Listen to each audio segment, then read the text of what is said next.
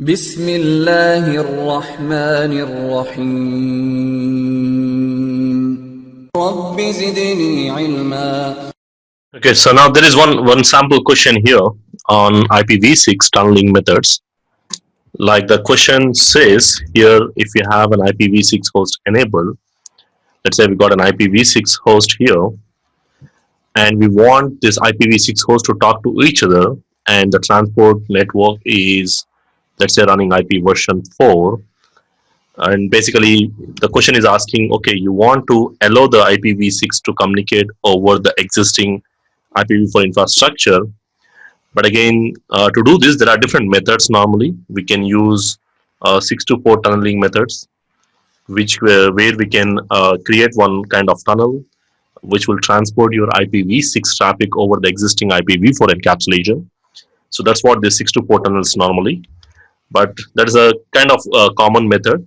But the question says it uses, instead of using V6 over V4 tunnels, it uses IPv4 UDP, and it doesn't require any kind of gateway tunnels. Basically, there's no kind of tunnels, and generally they pass through with IPv4 NAT gateways. So there is one method called Teredo. Teredo is actually one method. It's a kind of technology, transition technology, which gives an IPv6 connectivity over existing IPv4 infrastructure. And that IPv4 infrastructure can be an internet without any native connection to IPv6. So basically, this is kind of one kind of encapsulation method which can be used, which uses UDP. Again, as per the question, it says a UDP encapsulation. So probably, if you just sort out the options, basically here we don't have dual stack. Is nothing but you're running both IPv4 and IPv6 at the same time on the same interface. So if I'm running an IPv4 address as well as an IPv6 address configured, we generally call it as a dual stack. And of course, there's nothing like dynamic kind of IPv6 options.